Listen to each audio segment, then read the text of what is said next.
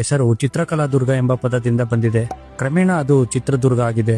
ಚಿತ್ರದುರ್ಗ ಜಿಲ್ಲೆಯ ವಿಸ್ತೀರ್ಣ ಅಂದಾಜು 8440 ಸ್ಕ್ವೇರ್ ಕಿಲೋಮೀಟರ್ಸ್. ಈ ಜಿಲ್ಲೆಯ ತಲಾ ಆದಾಯ 1,77,000 ರುಗಳು ಹಾಗೂ ಸಾಕ್ಷರತೆ ಪ್ರಮಾಣ 74%. ಚಿತ್ರದುರ್ಗದಲ್ಲಿ ಒಟ್ಟು 6 ತಾಲೂಕುಗಳಿವೆ. ಮೊಳಕಾಲ್ಮೂರು, ಚಳ್ಳಕೆರೆ, ಚಿತ್ರದುರ್ಗ, ಹಿರಿಯೂರು, ಹೊಳಲ್ಕೆರೆ ಹಾಗೂ ಕೊನೆಯದಾಗಿ ಹೊಸದುರ್ಗ. ಚಿತ್ರದುರ್ಗ ಜಿಲ್ಲೆಯ ಪ್ರಮುಖ ಸ್ಥಳಗಳು ಚಿತ್ರದುರ್ಗ ಕೋಟೆ, ವಾಣಿವಿಲಾಸ ಸಾಗರ, ಚಂದ್ರವಳ್ಳಿ ಗುಹೆಗಳು, ತೇರುಮಲ್ಲೇಶ್ವರ ದೇವಾಲಯ, ನಾಯಕನಹಟ್ಟಿ ತಿಪ್ಪೇರುದ್ರಸ್ವಾಮಿ ದೇವಾಲಯ, ಬಿಳಿನೀರು ಚಿಲುಮೆ ಕ್ಷೇತ್ರ, ಜೋಗಿಮಟ್ಟಿ ಹಿಲ್ ಸ್ಟೇಷನ್ ಹಾಗೂ ಹಾಡುಮಲ್ಲೇಶ್ವರ ಝೂ.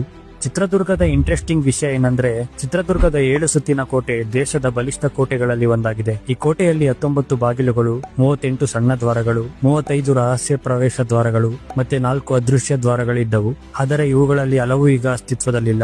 ಒನಕೆ ಓಬವ್ವ, ಮದಕರಿ ನಾಯಕನಂತಹ ವೀರರು ಈ ಕೋಟೆಯನ್ನು ರಕ್ಷಿಸುತ್ತಿದ್ದರು ಹಾಗೂ ಈ ಕೋಟೆ ಒನಕೆ ಓಬವ್ವನ ಕಿಂಡಿಗೆ ಹೆಸರುವಾಸಿಯಾಗಿದೆ. ಹಾಗೂ ಚಿತ್ರದುರ್ಗದ ಮರಡಿ ಹಳ್ಳಿಯಲ್ಲಿರುವ ಪಿಲ್ಲೋಲಾವ ಸುಮಾರು 250 ಕೋಟಿ ವರ್ಷಗಳ ಹಿಂದೆ ಪ್ರಾಚೀನ ಜ್ವಾಲಾಮುಖಿ ಚಟುವಟಿಕೆಯಿಂದ ರಚನೆಯಾಗಿದೆ. ಅದಕ್ಕೆ ಜಿಯೋಲಾಜಿಕಲ್ ಸರ್ವೆ ಆಫ್ ಇಂಡಿಯಾ ಈ ಪ್ರದೇಶವನ್ನು ನ್ಯಾಷನಲ್ ಜಿಯೋಲಾಜಿಕಲ್ ಮಾನ್ಯುಮೆಂಟ್ ಎಂದು ಗುರುತಿಸಿದೆ. ಮತ್ತೆ ಈ ಜಿಲ್ಲೆ ಮೊಳಕಾಲ್ಮೂರು ಸೀರೆಗೆ ಹೆಸರುವಾಸಿಯಾಗಿದ್ದು ಅದಕ್ಕೆ ಜಿಐ ಟ್ಯಾಗ್ ಕೂಡ ಸಿಕ್ಕಿದೆ. ಹಾಗೂ ಕೊನೆಯದಾಗಿ ಈ ಜಿಲ್ಲೆಯ ವಾಣಿವಿಲಾಸ ಸಾಗರ ಡ್ಯಾಮ್ ಕರ್ನಾಟಕದ ಅತ್ಯಂತ ಹಳೆಯ ಡ್ಯಾಮ್ ಆಗಿದ್ದು 1907ರಲ್ಲಿ ನಿರ್ಮಾಣವಾಗಿದೆ. ನೀವೇನಾದ್ರೂ ಚಿತ್ರದುರ್ಗ ಜಿಲ್ಲೆಯವರಾಗಿದ್ರೆ ಈ ರೀಲ್ ನ ಮಿಸ್ ಮಾಡದೆ ನಿಮ್ಮ ಸ್ಟೋರಿಗೆ ಹಾಕೊಳ್ಳಿ ಮತ್ತೆ ಹೆಚ್ಚಾಗಿ ಶೇರ್